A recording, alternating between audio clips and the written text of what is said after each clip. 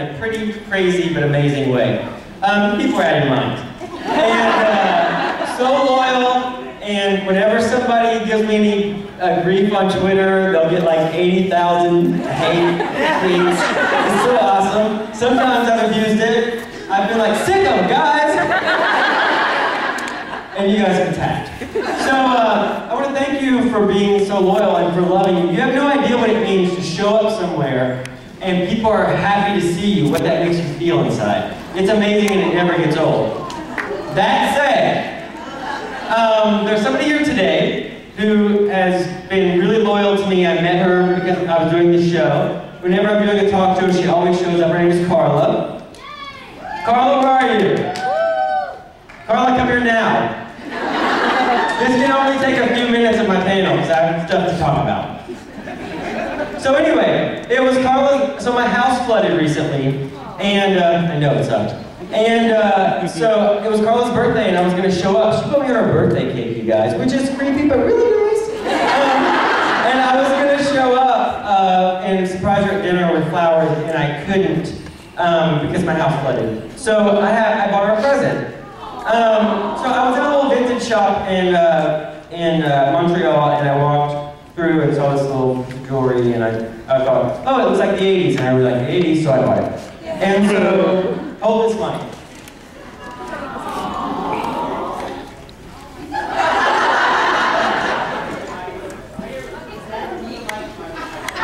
Yeah, that's how it is. Okay, so if you have potatoes in it, just don't forget it. I'm not kidding.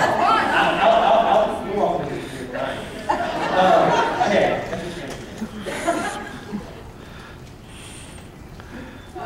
Thank you for playing. No, I'm kidding. It wasn't. Hold that. That's all. You're terrible at this. It wasn't in my hand. It was on my hand. It's this little gold band with a diamond in it. As pretty as you are. And I hope you love it. It's her size. I checked. I give you this.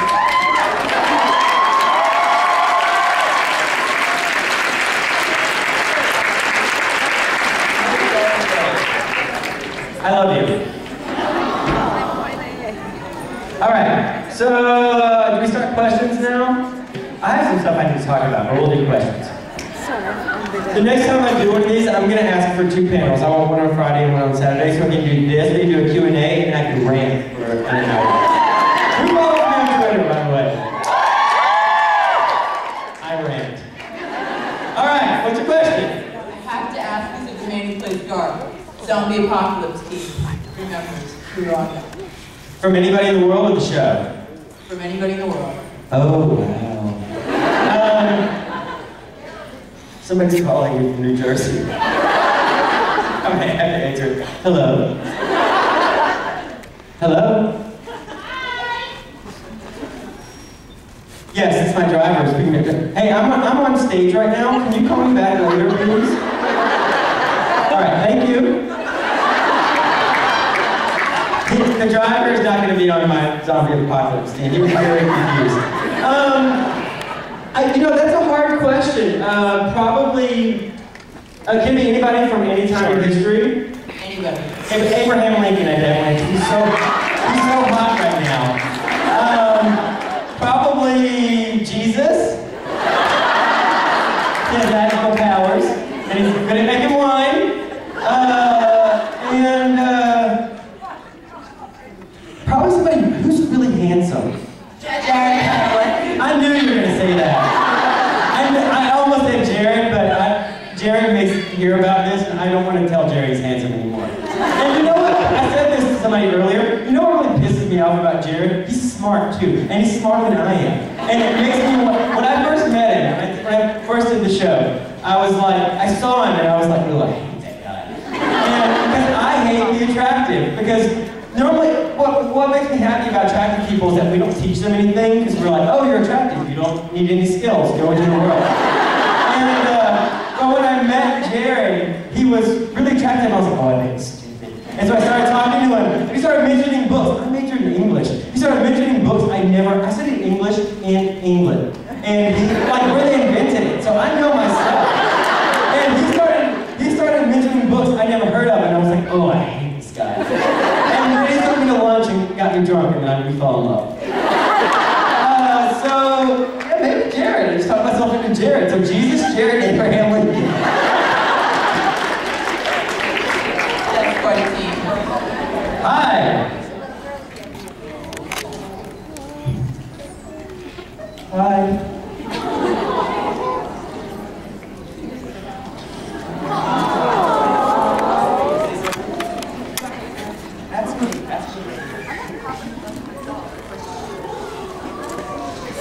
favorite Ninja Turtle? My favorite Ninja Turtle will be Michelangelo. What's your name? What's your name? Can you tell the microphone? I'm doing it. Yeah, you do not want to follow, do what I do.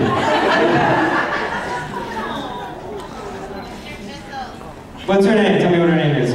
Oh, Mr. Fizzles. This is the perfect time for Mr. Fizzles. I have something. Hey, where's Mr. Fizzles? Have you seen Mr. Fizzles, anybody? Somebody in this room has Mr. Fizzles. Who works this convention? Somebody that works here has Mr. Fizzles. You're wrecking my... I cannot believe you did this. You know these people... What? $30 for the time you just took up? Okay. There's no way to do this with a microphone.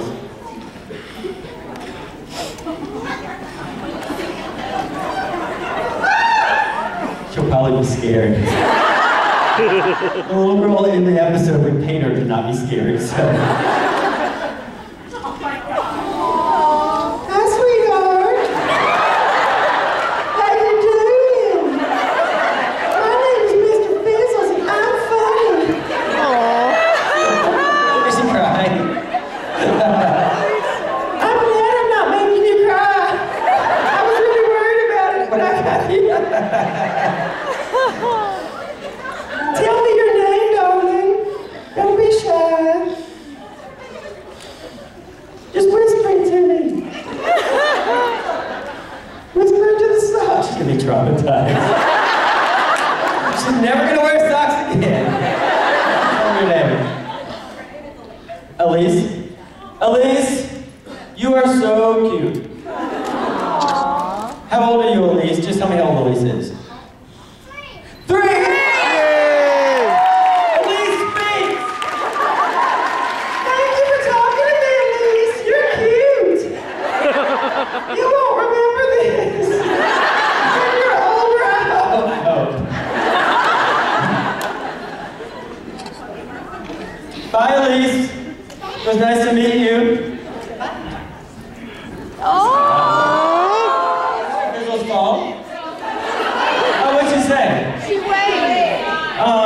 I miss everything. Bye, darling.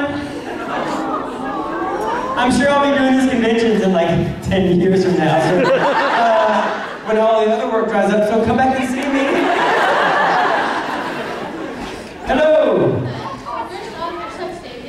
My birthday's coming up soon. Where's my present? You don't show up to my talk show. I'm gonna be 18. It's a big thing. Come to my talk shows and we'll talk. And you have to follow me on Twitter. I do follow you on Twitter. Is with my face on your birthday cake?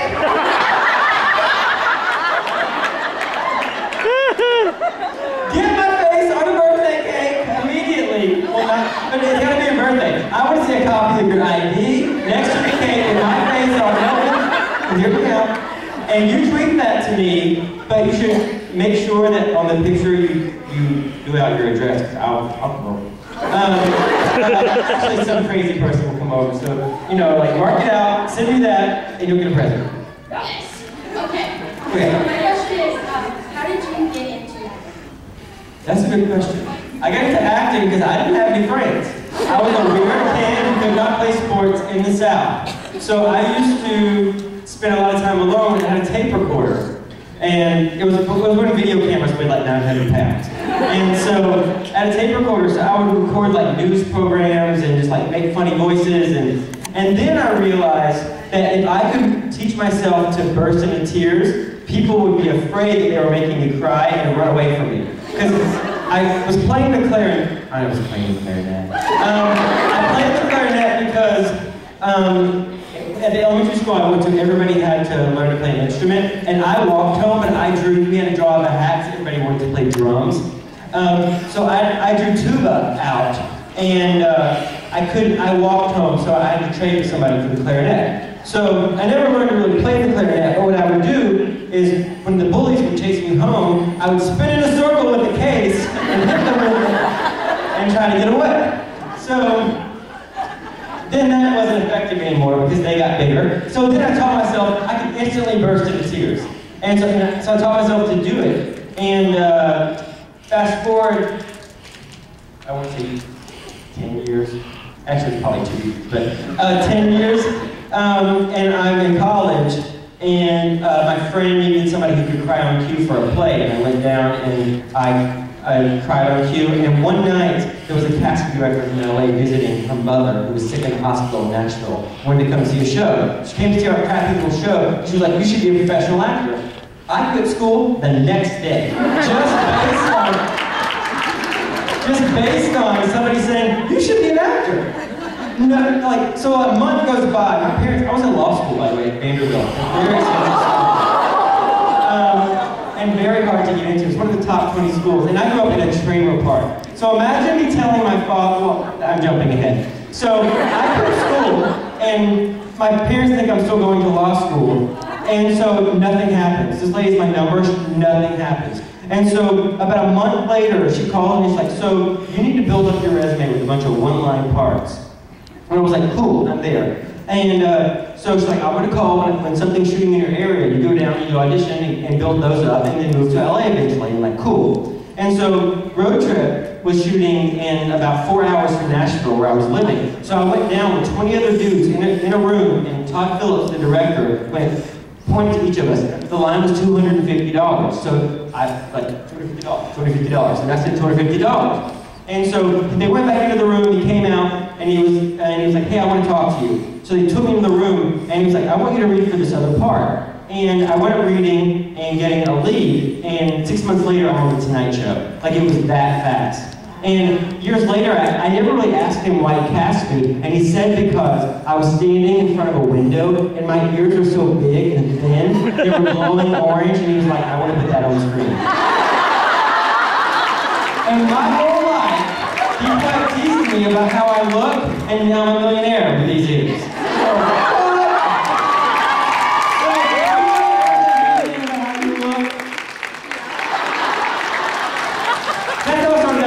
But I will say this though, I did community theater all through growing up. I mean that's also what you do.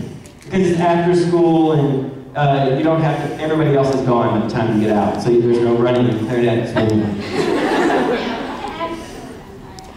Alright?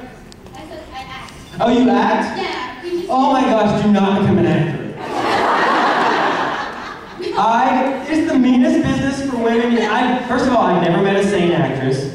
They start out sane, but they... I'm already insane, so I got that down. No, I'm telling you, it's the meanest business. My sister is a lot younger than I am, and when she was 16, she told me she wanted to move to LA after I was acting, and she wanted to be an actor. I started crying, like a little girl on the phone. I was like, you can't do this.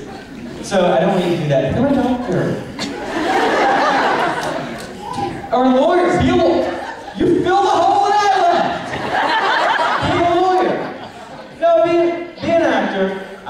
You know what I'm all about? Here's the advice I give for young actors. Only do it if you absolutely have to. Because there are easier ways to make a living. It's a mean business. People write terrible. If you're lucky enough to be successful, the odds of making it as an actor 10 years in a row, making just enough to live, are 22 million for one. If you want to be that one, go for it. I am going to college before I pursue it, so... Please, go to college. Get a degree, go to law. Get a degree that you can go to law school later if you decide that acting doesn't work out. Okay. Alright, we're going to talk about this later. When you get to college, come on. Hi. I've seen the majority of the films and everything you've been in. Sorry. Oh no. Some of them are not good. I'm not going to lie. I enjoyed the majority of them. And thank you. Which ones didn't you like, by the way? I don't want to know. Only the ones I haven't seen yet. Okay, cool. But I wanted to say, I know you've worked in a lot of comedies and everything like that, and Supernatural is mostly a serious show, at least from what we see on TV. Right. Was it a challenge to do the serious stuff, or was it just because it's so goofy behind the scenes? No, actually comedy's hard. I don't understand why they give, like, you know, all the dramatic people get like all the whatever. I'm going to tell you a story that you're not going to like, okay? So you have to stay with me. It's about AIDS, but I need you to not be mad at me for it, okay? But it pertains to this. This may not go well. Okay, so I saw the movie Philadelphia, right? It's a good movie, but he died for like 3 hours. And at the end of it, you're just like, did you die? I have to go home, right? So you actually need him to die because you have to be other places. But at the end of it, I cried my eyes out. Did you know why? Because they had a bunch of sad children skipping in slow motion on the beach, and they played music underneath it that made you cry. And that's manipulative. Comedy, you can't manipulate people. Like, if a joke fails, like this one just did, if a joke fails, people know. And so comedy is way harder. Oh, definitely. I should have gotten an Emmy nomination for being on this show. I walk that fine line of comedy and drama. People's Choice next year. Dude, we won this year, didn't we? We won Best Band ever. I voted. I think everyone's like, oh no. You voted most times? A bunch of times. I think what the show is like. Oh, I don't know how many years the show is left, but I don't know if you did. But we have a lot more years to win a People's Choice Award. Oh, yeah. Did I answer your question? I can't remember what I was talking about. I never thought I'd bring up AIDS on a panel. Stop asking me questions that make me bring up something like that. Hi. Hi, how are you? I'm good. How are you? Pretty good. Welcome to New Jersey. Thank you. So, well, first of all, I should say I would really appreciate if you could teach me how to cry on cue. It'll keep the bullies away, and because I have no friends. It's pretty easy. You're just thinking something sad. And I was also, my question to you is, we all love Garth, obviously. Thank you. I love playing him. And I was wondering if you are a hugger like Garth is, and if you are, can I have a hug? Absolutely. I'm a big hugger, and I have a funny story about hugging too.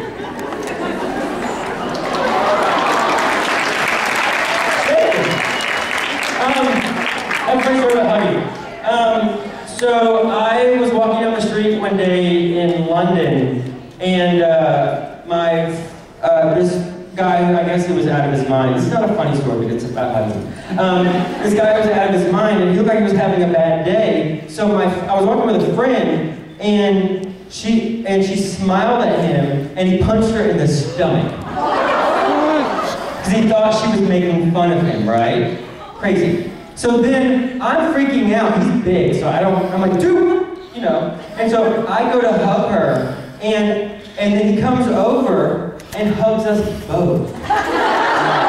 Like giving a Garth-style hug. So that's actually where the Garth-style hug came from. That sort of uncomfortable, like, what is going on here? That's actually where that came from. And Stratton, who was my friend, said that he actually lived around the corner from her, and we thought he was had something maybe mentally wrong with him. He didn't. He worked in an office. Like, he was just maybe having a really, really bad day and felt bad about punching somebody, I don't know. But that's where the Garth hug came from violence.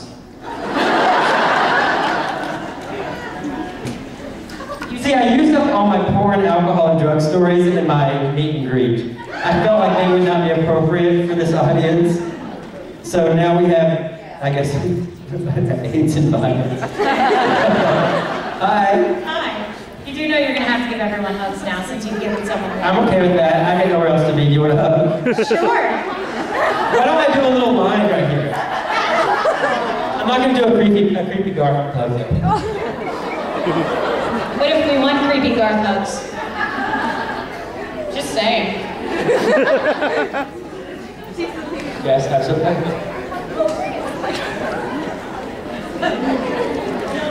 I'll dole them out afterward. I don't want to take up my whole panel.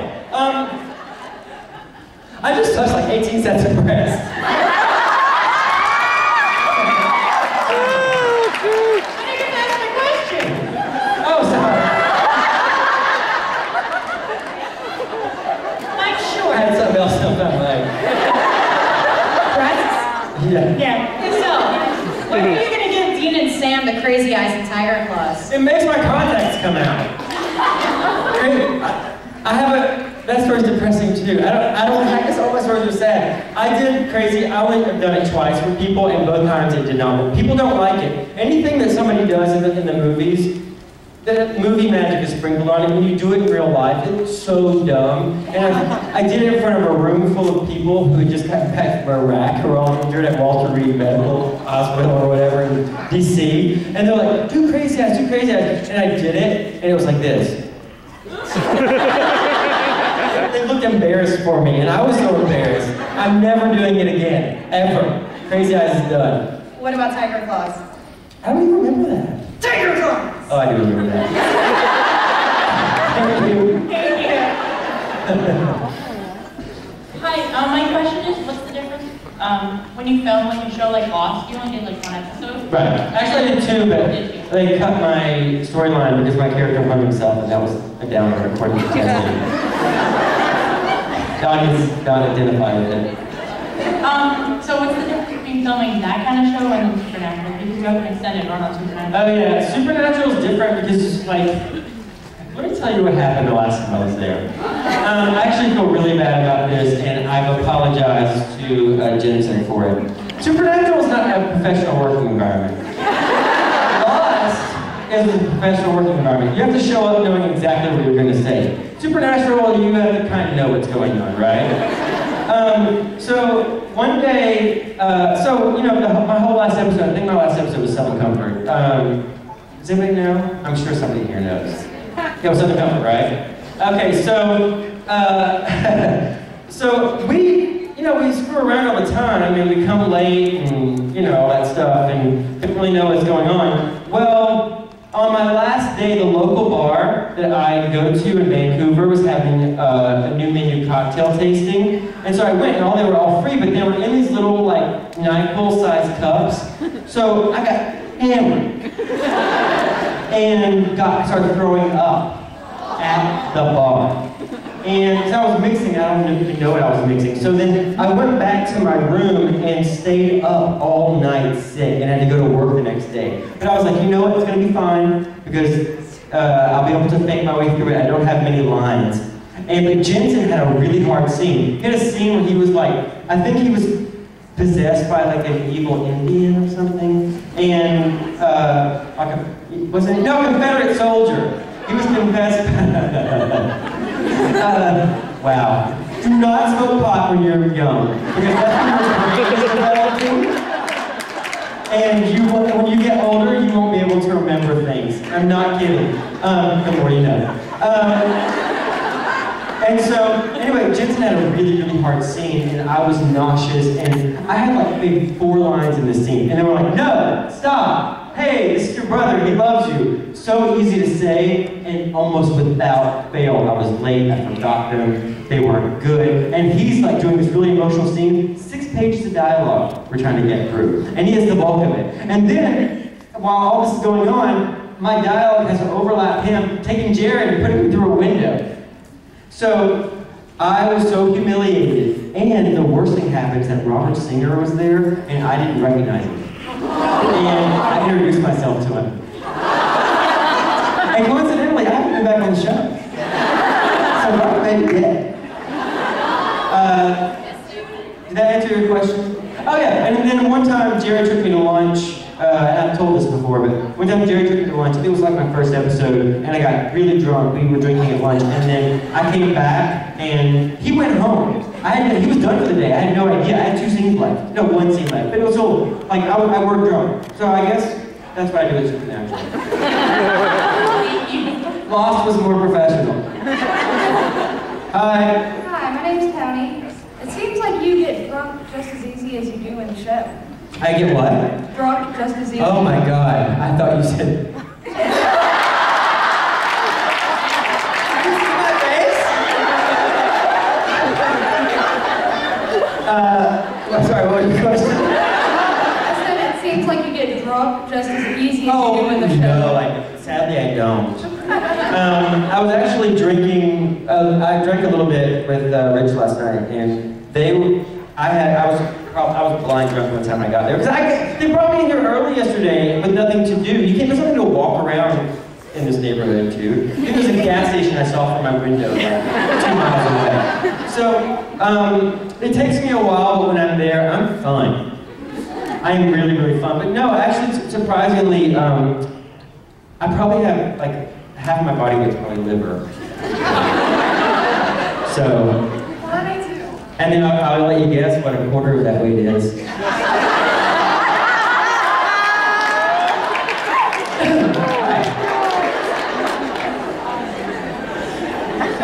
How many children are here? Are there children here? I haven't dropped any F-bombs. Yeah. Just for the record, there is a Barnes & Noble of the highway network. Are we going to Barnes & Noble? That's not telling me. About bars or gas stations, somewhere where Britney Spears would hang out. I'm kidding. Anyway, I'm wondering, what do you think would happen if Billy and Garth got together?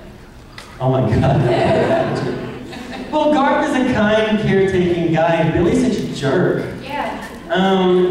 I don't. God, that's such a weird question. I have no idea. I imagine that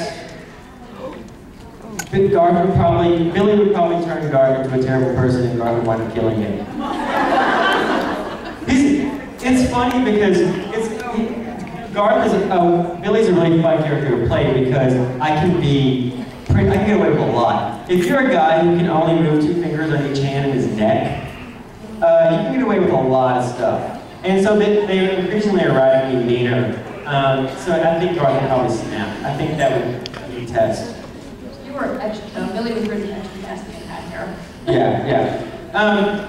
It's funny because you like it. Yeah, but it's funny. Yeah, dude, I'm in love with baseball. But only the Dodgers. But the thing about that part was that I was supposed to die early on, so they had no idea how the character was going to work out. So everybody else had mapped out. I was supposed to die in episode 2.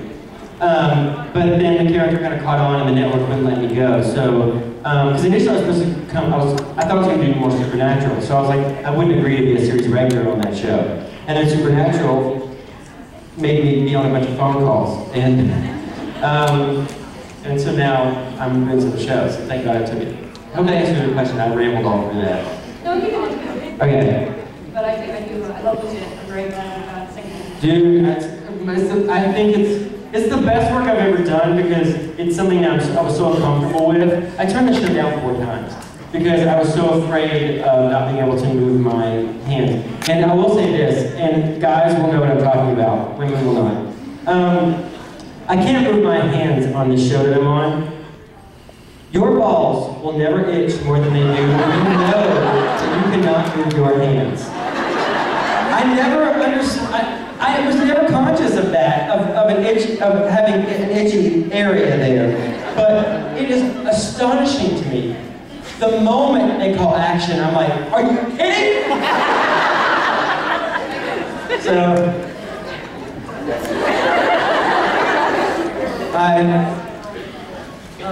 I've noticed most of the episodes they do are outside, and sometimes in public places. What do you do when it rains or the weather gets bad real fast? For what? For an episode outside. Most of the filming's outside. Well, it rains on us. I mean, we really don't. I mean, it's Vancouver, so they know what they're getting themselves into. We do have, we have these giant filters that they put up that are way up in the air, and so if it's not windy, then they just hold these things on poles, and they keep the rain off of us. But for the most part, I mean, it drizzles a lot. It doesn't really, it doesn't downpour. I mean, they don't have it's not thunder and lightning we're shooting in, but I mean, we shoot whatever, they give us. I think in the last scene of Southern Comfort, when I'm hugging Jensen goodbye, it started to come down pretty good. I think it's raining in the episode too, I'm not sure. The wet look is awesome. I mean, anytime you ever see any movie that's shot at night, or that has a night scene, the roads are always wet. A wet film's better, I don't know. It never snows either. No, it doesn't. I don't know, it doesn't snow in Vancouver, does it? Anybody from Vancouver? Yeah, it does. It does? Yeah. I don't know what I'm talking about. I got beaten up by a cop in Vancouver, that's all I know. Thanks. Hi. Hey, what's up? What's up? Before I ask my question, I just want to say I love you so much as Billy. I'm a huge Thank you. fan. Like, I appreciate that. So much fun. And thank you guys also. I noticed, sorry to interrupt you. I noticed this on days that we needed help this year when the network was gonna give us the acts. I would put out a plea to you guys and our viewership always went up. One night I did it and we went up 265% in women. That was you guys. And I took credit for it too. I was like, you know this show that you guys don't want me to keep doing and you don't want to let me off to do conventions? They just saved our ass. Yeah, I watch every episode, the drinking game. You got it on Twitter and everything. Oh, cool. My Thank question you. is, though, can I have this for Mr. Business? Absolutely. Give us some pencils.